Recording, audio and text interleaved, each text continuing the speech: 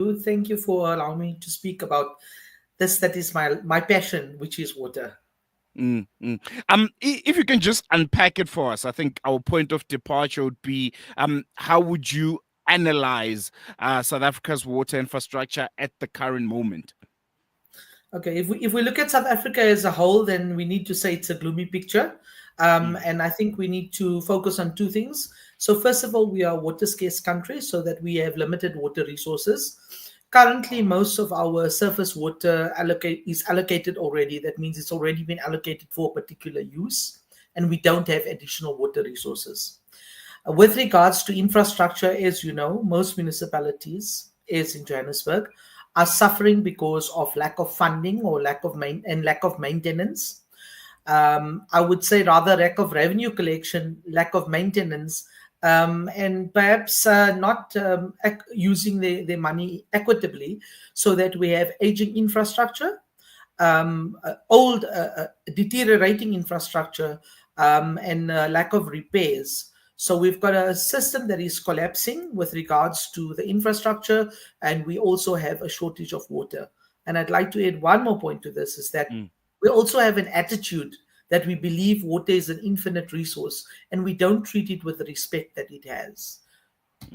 Mm, what would be the immediate, remedial actions that we can take right now, whether from, government, society itself, those actions that would say, we don't have 10 to 15 years to fix this problem. It's getting out of hand and it needs to be fixed right now. Is there a quick fix to it, or there needs to be a complete overhaul?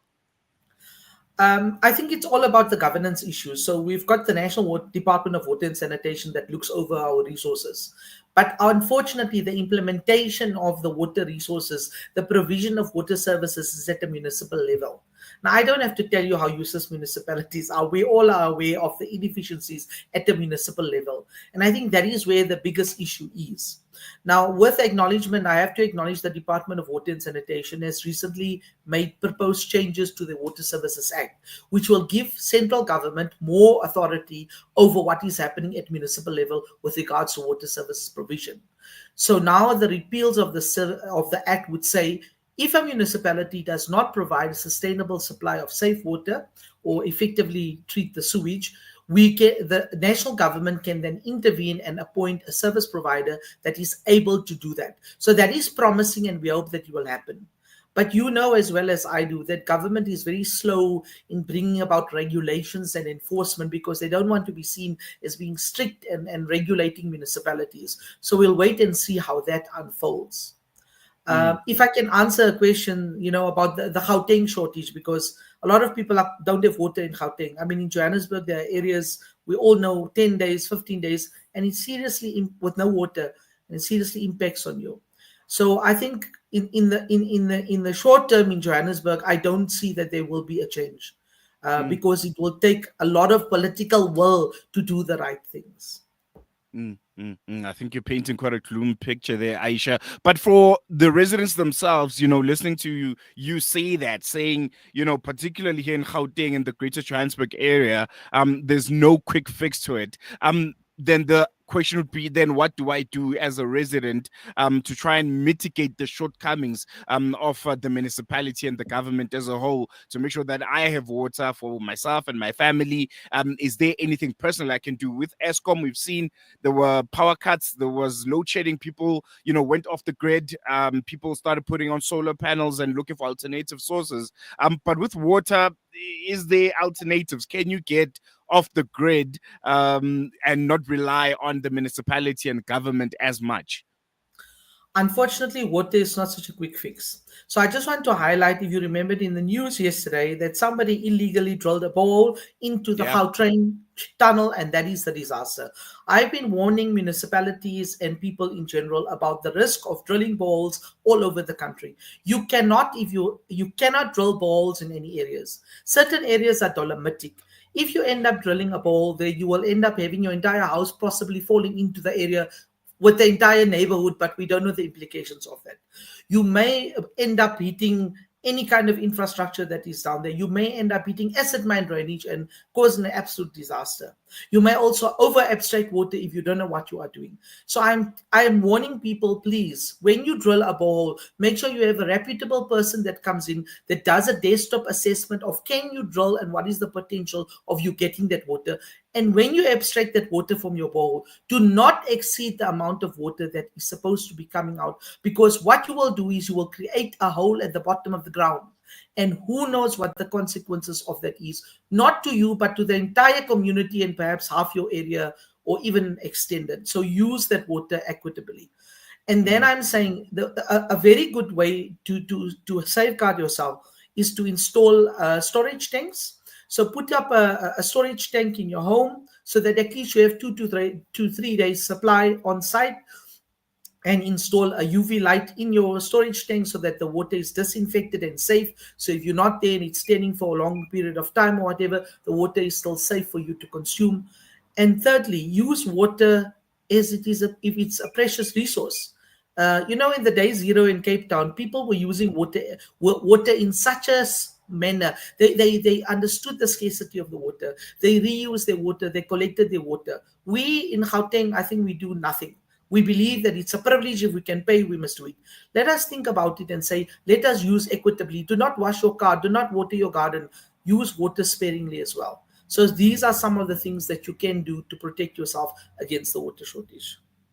No, definitely. And before I let you go, Aisha, there's a question from one of our listeners asking about the water quality in South Africa. I think back in the days, there was this stat that we have some of the best tap water in the world.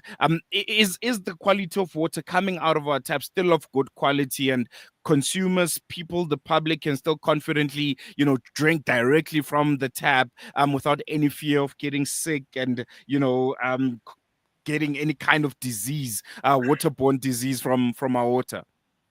So that is my passion. I've been a blue drop inspector for the department since the inception of the program. I actually helped write some of the reports. So let me give you a clue. I will share the link with you, and you can share it with your viewers. There is a link where you can go and check the water quality in your area. It's Oh, called you can Google DWSIRIS, Department of Water and Sanitation. It's the Integrated Regulatory Information System. I will send you the link. You click on the dashboard that says My Water, or there's even a provincial overview. You will get to your province and you can go down into your city. It's a very simple guide. It tells you microbiological compliance. That is the data that is there, that has been uploaded by the municipality from an accredited lab in the past month. So it's monthly updated. If it's blue, you drink the water. If it's not blue, do not drink the water, because the water is not safe. More than 50% of supply systems in the entire country are not safe to drink, according to the 2023 Blue Drop report.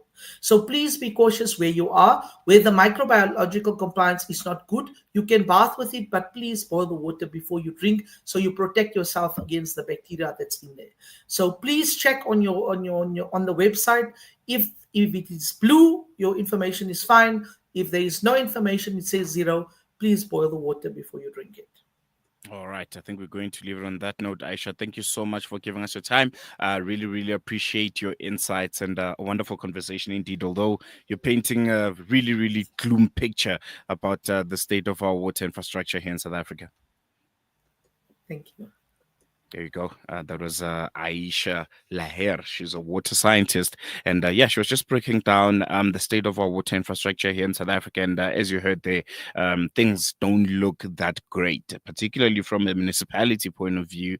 And she also answered a question about the quality of our water, because this is a concern for a lot of people. How good is the water coming out of your tap? Won't it make you sick? Because I remember when I was younger, there was a stat, and I think all of us were proud of it at some point, that South Africa has some of the best drinkable tap water in the world. And the question is, are we still at that level? Can we still proudly say we have some of the best drinkable water in the world. And if you want to check in your area whether or not the quality of the water that is coming out of your tap is of good quality and it don't make you and your family sick, as you heard from Aisha, that you can visit their website.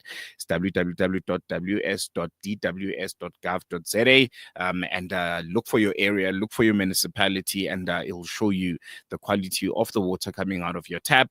And I think you can act from there on what are the next steps that you can take. But let's be really, really careful on that front. I think there's a lot of waterborne diseases doing the rounds. And if I can think of one incident which was quite concerning and grabbed all the headlines last year, it was in Hammanskraal. You remember there were a few people that died of cholera. And it was weird, man. You have a country like South Africa, the biggest economy on the continent, has some of the best infrastructure, has some of the best, scientists, and has some of the best, people like Aisha, for instance, academics, people that study water, and even needed, in other parts of the world, but you still have people dying of cholera in South Africa in 2024. Eh? Really, really concerning stuff that we need to look at. But yeah, I think as you heard there, let's continue using water as a finite resource. South Africa is a water scarce country. I know this past few days it's been raining a lot and it feels like there's a lot of water, but considering the state of affairs, we don't really have a lot of water as a country, and we need to start using water as a finite resource. We need to take care of it, but as much as we need to play our part as society and as a people, government needs to play its role. Municipalities need to play their role. Bust pipes all over the place. You have infrastructure that was put way before the apartheid government even was in place, and we're still using those pipes and that infrastructure that's in place, and that's quite concerning. So some of the pipes that were used are literally rusting underground, and it's quite concerning. So here's that website where you can check the quality of the water in your areas, www.dws.gov.za, and you can check whether or not the water coming out of your taps is drinkable and it's safe for use. We're going to take a quick break. When we come back, news and views continues after this.